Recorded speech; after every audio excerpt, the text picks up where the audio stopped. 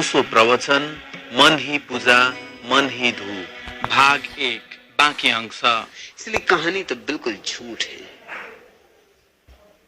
कहानी में कोई सार नहीं है, मगर कहानियां इस बात की खबर दे रही हैं कि भारत का मन कितना कलुषित हो गया है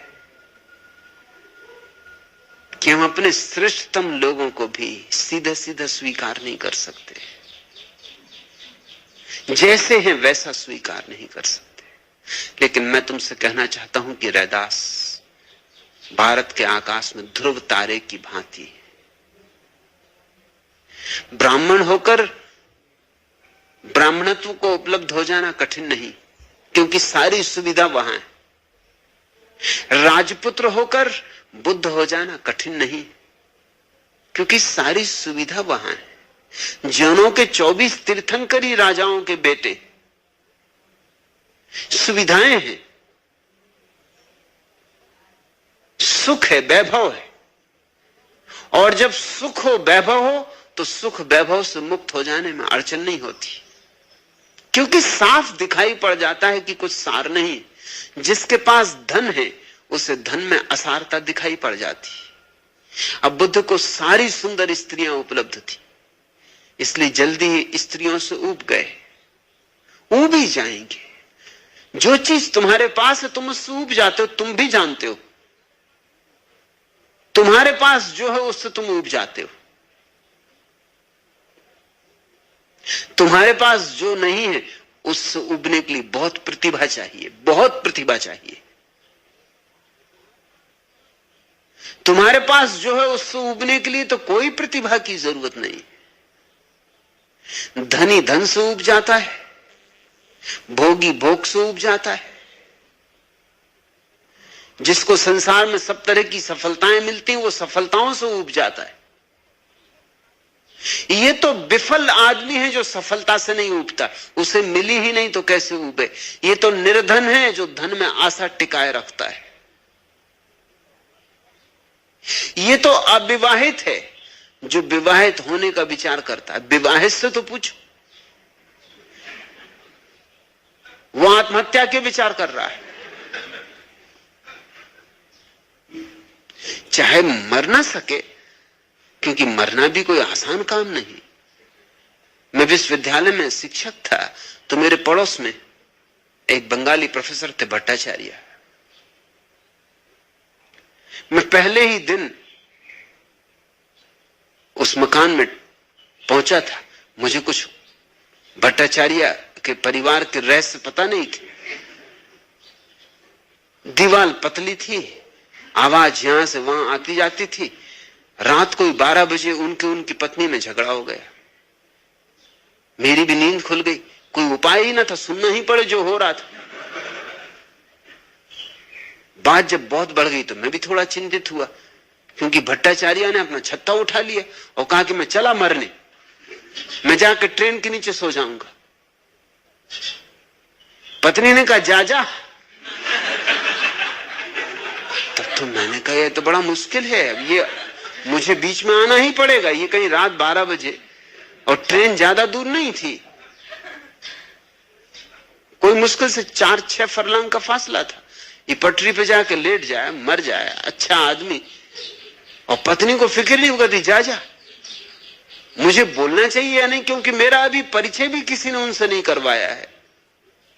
लेकिन ये मौका कोई औपचारिकता का है। मैं दरवाजा खोल के बाहर आया, भट्टाचार्य एकदम तेजी में, मगर बंगाली तो बंगाली, मरते वक्त भी छाता अपने बगल में।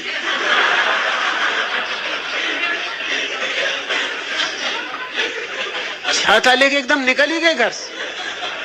मैंने उनकी पत्नी को कहा क्षमा करो, मुझे बोलना तो नहीं चाहिए, आपका पारिवारिक मामला है, पता नहीं आप लोगों के क्या खेल हैं, कैसा हिसाब है, मगर ये जरा बात ज्यादा हुई जा रही। मैं कुछ करूं, भट्टाचार्य को लौटा के लाऊं ना? आप बिल्कुल फिक्र न करें, आप नए नए, मैं इन्हें 20 साल से जानती हूं, ये तो कई दफे जा चुके। अभी आप देखोगे थोड़ी देर में लौटाते।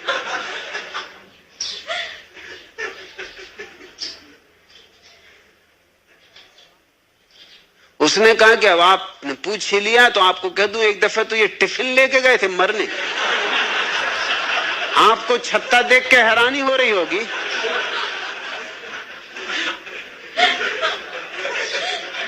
टिफिन लेके लेटे थे पटरी पे जाके। किसी किसान ने पूछा कि आप क्या कर रहे हैं? पटरी पे भी ऐसे लेटे थे जिस पे शायद ही कभी गाड़ियां आती, सिर्फ मालगाड़ियां संटिंग करती।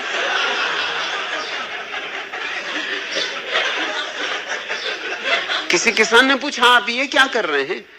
तो उन्होंने कहा मरने आया हूं। तो उसने कहा मरने आया, वो तो मेरी समझ में आता, लेकिन टिफिन किस लिए? उन्होंने कहा कि इधर कोई गाड़ियों का भरोसा है इस देश में? कितनी लेट हो जाएं, क्या भूखे मरना है? और फिर जब गाड़ी बहुत देर तक नहीं आई तो अपना खा पी के टिफिन पिकनिक करके घर लौट आए। और हमारी बात ही हो रही थी कि भट्टाचार्य वापस आ गए।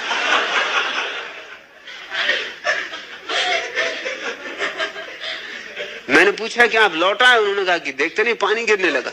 आप तो छाता ले गए थे, वो छाता खराब है, पहले तो खुलता ही नहीं, और खुल जाए तो छेद ही छेद है। लोग मरने भी जाएं तो भी कहां, और मरे भी तो किस भरोसे पे कि मरने के बाद क्या होगा, हालत इससे बेहतर होगी कि खराब होगी, ये भी तो पक्का नहीं। फिर यहां जैसी भी है हालत, कम से कम अभ्यस्त तो हो गए हैं उसके, किस तरह जिंदगी चली जा रही। विवाहित विवाह की सोचता है, विवाहित लोगों को देखता है तो सोचता है कितने आनंद में न जी रहे होंगे, दाम्पत्य का सुख भोग रहे हैं।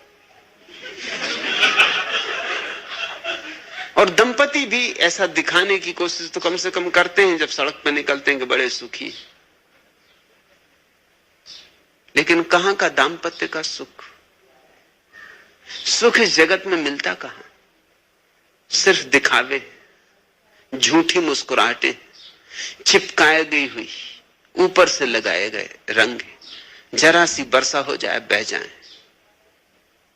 इस धोखाधड़ी से भरी दुनिया में सिर्फ उन्हीं चीजों का धोखा बना रहता है जो तुम्हें नहीं मिली, क्योंकि दूर के ढोल सुहावने मालूम पड़ते।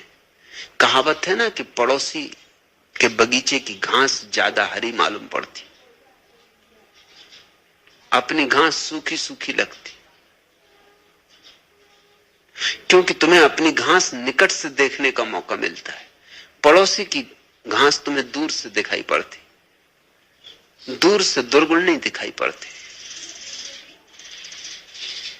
जब व्यक्ति दूर होते हैं एक दूसरे से तो दुर्गुण नहीं दिखाई पड़ते, जब पास होते हैं तब दिखाई पड़ते। दुर्गुण देखने के लिए पास होना जरूरी है, निकट जीना जरूरी है। तो अगर जैनों के 24 तीर्थंकर राजपुत्र थे और इसलिए एक दिन उन्होंने सारा संसार छोड़ दिया, तो कुछ आश्चर्य नहीं, छोड़ना ही चाहिए।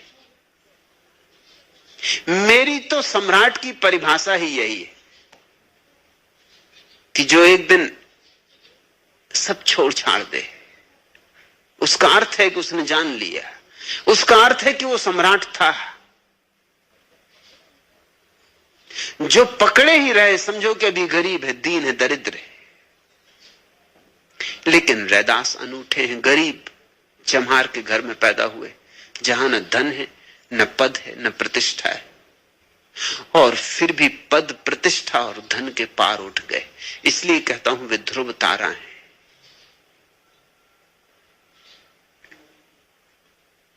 पहला सूत्र, बिनु देखे उपजे नहीं आशा, जो दिसे सो होई विनाशा। प्यारा सूत्र है। बिनु देखे उपजे नहीं आशा। जब तक तुम्हें परमात्मा की थोड़ी झलक न मिले तब तक तुम्हें ना तो आशा जगेगी, ना आश्वासन पैदा होगा, ना आस्था का जन्म होगा। लाख दूसरे लोग कहते रहे कि ईश्वर है, तुम सुन भी लोगे, शायद मान भी लो, मगर भीतर संदेह बना है सो बना ही रहेगा। कितना ही विश्वास ऊपर से ओढ़ लो, परत दर परत, लेकिन भीतर संदेह है, मरेगा नहीं। ढक जाए भला, छिप जाए भला, विनष्ट नहीं होगा। उसका विनाश तो सिर्फ एक ही ढंग से होता है, बिनु देखे उपजे नहीं आशा। कुछ दिखाई पड़े। अब मंदिरों मस्जिदों में तो कुछ दिखाई नहीं पड़ेगा, क्योंकि वहां जो पुजारी पंडित बैठे उन्हीं को दिखाई नहीं पड़ा है। यज्ञ हवन में तो दिखाई नहीं पड़ेगा। जो मूढ़ वहां चावल और गेहूं और घी फेंक रहे हैं अग्नि में, उन मूढ़ों को ही नहीं दिखाई पड़ा, वे तुम्हें कैसे दिखला देंगे?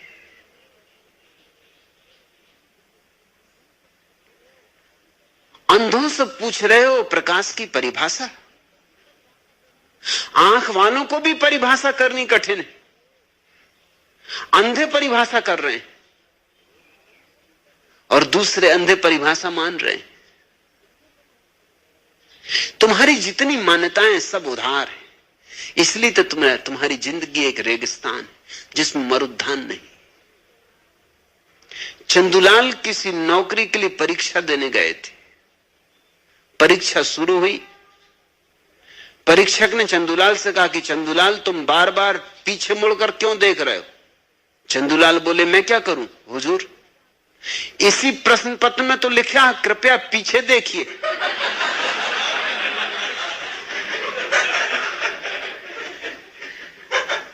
शास्त्र पढ़ोगे, किताबें पढ़ोगे, जो नहीं जानते उनसे उधार लोगे, क्या अर्थ निकालोगे तुम? आस्था नहीं जन्मेगी, तुम्हारा जीवन रूपांतरित नहीं होगा। इतना आसान नहीं है जीवन का रूपांतरित हो जाना। लाख शास्त्र एक बात कहते रहे, तुम्हारा अंधकार में डूबा हुआ मन अपनी जिद पर डटा रहेगा। डब्बू जी ने सड़क पर जाते हुए व्यक्ति को एक चांटा मारा और कहा, क्यों मटकानाथ के बच्चे, कहां रहा इतने दिन? और हद हो गई, कौन सी विपत आ गई तुझ पर? पिछली बार तो जब मिला था तो ठिगना था, मोटा था, और अचानक एकदम से लंबा और दुबला हो गया। चेहरा भी बिल्कुल बदल डाला, और ये दाढ़ी मुझ कब बढ़ा ली, चांद भी निकाल ली। उस आदमी ने कहा, माफ करें महोदय, मैं किसी मटकानाथ को नहीं जानता, और मैं मटकानाथ नहीं रामनाथ हूं। डब्बू जी ने पुनः उसे एक धौल जमाते हुए कहा, बे साले, तू नाम भी बदल डाला। मन अपनी जिद पे डटा रहेगा। ऐसे तुम मन को ना समझा सकोगे। कंठस्थ कर लो वेद, दोहराने लगो कुरान, मगर जरा भीतर झांकोगे तो पाओगे वही पुराना मन और वही पुराने सवाल और वही पुराने संदेह। संदेह मिटते हैं अनुभव से। झलक भी मिल जाए दूर से सही।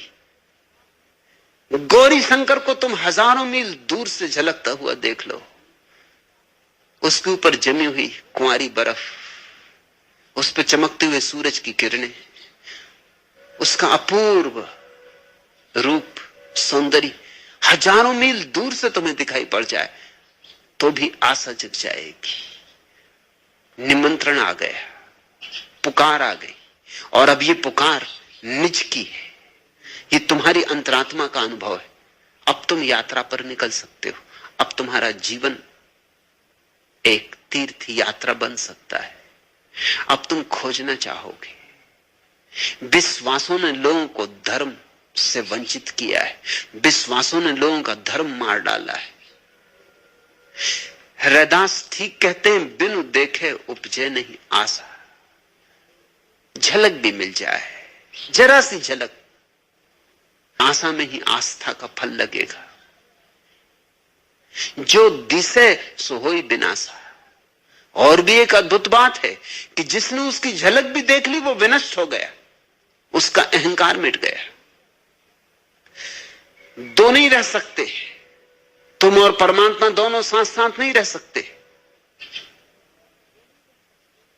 कबीर ने कहा ना, रैदास के गुरु भाई, प्रेम गली अति सांकरी, तामे दो न समाए।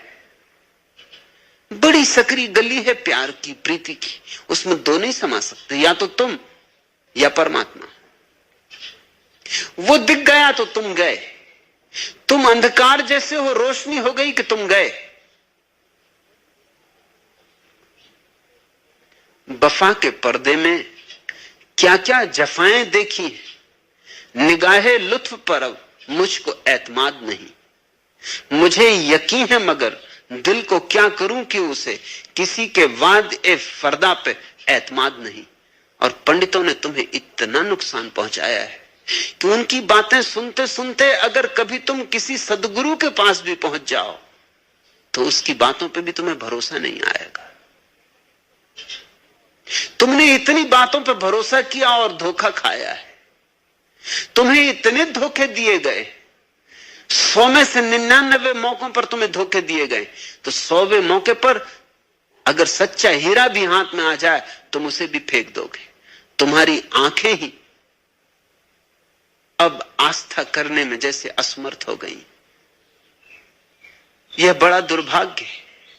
इसलिए बुद्ध आते हैं, महावीर आते हैं, कृष्ण आते हैं, कबीर आते हैं, रैदास आते हैं, थोड़े से ही लोग उनका लाभ ले पाते। अधिक लोग उनको भी समझते हैं कि ये भी शायद शास्त्र को ही दोहरा रहे हैं। अधिक लोग सोचते हैं शायद ये भी शास्त्र की ही व्याख्या कर रहे हैं। नहीं, संत शास्त्र की व्याख्या नहीं करते, शास्त्र संतों की व्याख्या करते।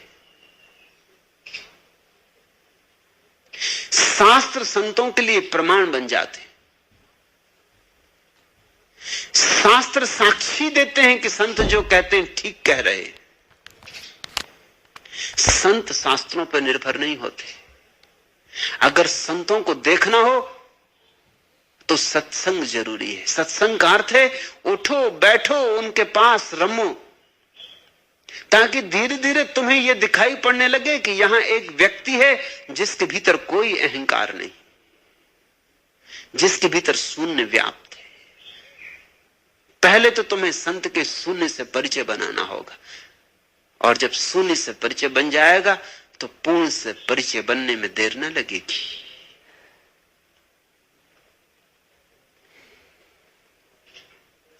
दिल को बना हरम नसी, तोहफे हरम नहीं न हो। मानिए बंदगी समझ, सूरते बंदगी न देख। दिल को बना हरम नसी, दिल को ही मंदिर बनाओ, दिल को ही काबा बनाओ। तोहफे हरम नहीं न हो। किसी मंदिर की प्रदक्षिणा, काबे की प्रदक्षिणा हो या ना हो, हज हो या ना हो, फिक्र छोड़ो। दिल को बना हरम नसी, दिल को ही लीन करो परमात्मा में ताकि ये मंदिर बन जाए। दिल को बना हरम नसी, तोहफे हरम नहीं न हो। मानिए बंदगी समझ, सूरते बंदगी न देख। उपासना का तात्पर्य समझो, प्रार्थना का अर्थ समझो। कहां समझोगे प्रार्थना का अर्थ? जहां प्रार्थना जीवित हो, जहां प्रार्थना का फूल खिला हो। नहीं तो सब वाह उपचार है। मंदिरों में घंटियां बज रही और हृदय बिल्कुल उन घंटियों के साथ नहीं बज रहे। मंदिरों में प्रार्थनाएं दोहराई जा रही लेकिन बस कंठों तक उनकी पहुंच, हृदय में उनका आविर्भाव नहीं हो रहा है। मंदिरों में लोग औपचारिकता निभा रहे हैं, परमात्मा के साथ भी शिष्टाचार चल रहा है, व्यवहार चल रहा है। दिल को बना हरम नसी, तोहफे हरम नहीं न हो। मानिए बंदगी समझ, सूरते बंदगी न देख। प्रार्थना के उपचारों को मत देखो, किसी प्रार्थनापूर्ण हृदय को देखने की क्षमता जुटाओ।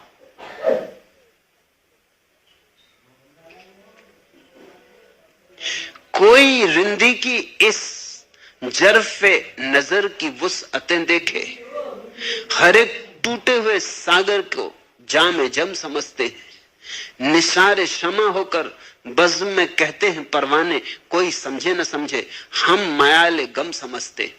ये तो परवानों से पूछोगे मिटने का राज तो समझ में आएगा, ये तो दीवानों से पूछोगे तो रास्ता मिलेगा, ये तो पागलों से पूछोगे प्रेम के पागल जो हैं तो प्रार्थना का तात्पर्य समझ में आएगा। जब तुम मिटने को तैयार हो जाते हो तभी प्रभु को देखने की क्षमता आती। नज़े में बहुत धीमी जुम्ब से नफस की, नज़े में बहुत धीमी जुम्ब से नफस की है करीब मंजिल के आज कारवां अपना। और जब समझो कि अब श्वास इतनी धीमी चल रही तुम्हारी अहंकार की, तुम्हारी निजता की, तुम्हारे भेद की, जब समझो कि श्वास टूटी टूटी हो रही, अब गई तब गई, तब जानना कि मंजिल करीब है, करीब मंजिल के आज कारवां अपना। बिन देखे उपजे नहीं आशा, जो दिसे सो होई विनाशा। वरन सहित जो जापे नाम, ओंठ से नहीं, जबान से नहीं, कंठ से नहीं, समग्रता से जो प्रभु का स्मरण करता है, रोए रोए से, जिसका कण कण नाच उठता है, जिसकी श्वास श्वास स्मरण करती, जिसकी धड़कन धड़कन उसकी प्रदक्षिणा करती। वर्ण सहित जो जापे नाम, सो जोगी केवल निकाम। वैसा व्यक्ति ही योगी है जो खुद मिटता है, वही परमात्मा के साथ एक हो पाता है। योग यानी एक हो जाना, जुड़ जाना। जब तक तुम हो टूटे रहोगे, तुम मिटे कि जुड़े, और जो जुड़ गया वह निष्काम हो जाता है। फिर कामना ही क्या रही? जिसको परमात्मा मिल गया वो और क्या चाहेगा? हीरे जवारात मिल गए, वो कंकड़ पत्थर बीनेगा। कोहनूर पा लिया, वो कंकड़ पत्थर इकट्ठे करेगा? असंभव। परचे राम रवे जो कोई, राम से जो परिचित हो जाए, राम में जो रम जाए, पारसु पर से न दुविधा होई। वो ऐसे ही बदल जाता है जैसे पारस के छूने से लोहा बदल जाता है। पारस जब लोहे को छूता है तो ऐसा थोड़ी सोचता है पता नहीं बदलेगा कि नहीं बदलेगा। ऐसी कोई दुविधा थोड़ी होती, ऐसा कोई द्वंद्व थोड़ी होता है, ऐसा कोई संदेह थोड़ी होता है। पारस तो निसंदिग्ध छू देता है लोहे को, लोहा सोना हो जाता है। जिस दिन सद्गुरु और शिष्य के बीच ऐसा संदेह रहित संबंध निर्मित होता है, उस दिन पारस से लोहा छू गया। उस दिन शिष्य शिष्य नहीं रह जाता, शिष्य भी गुरु हो जाता है, गुरु के साथ एक हो जाता है। सो मुनि मन की दुविधा खाई, बिन द्वारे त्रैलोक समाई। वही है मुनि जिसने मन की दुविधा छोड़ दी। मन हमेशा दुविधा में, यह करूं वह करूं, क्या करूं क्या ना करूं। जो मन की दुविधा छोड़ देता है वही मुनि, जो मन से मुक्त हो जाता है वही मुनि। बिन द्वारे त्रैलोक समाई। और जिसने अपने मन को छोड़ दिया, दुविधा छोड़ दी, जो एकांत भाव से परमात्मा में लीन होने को तत्पर हो गया, जो अपने को मिटाने के लिए राजी है लेकिन परमात्मा को पाके रहेगा, ऐसा जिसके भीतर संकल्प उठा, ऐसी अहिर्निश पुकार उठने लगी, वो बिना किसी द्वार के तीनों लोक में समा जाता है, बिना किसी द्वार के परमात्मा में प्रवेश कर जाता है।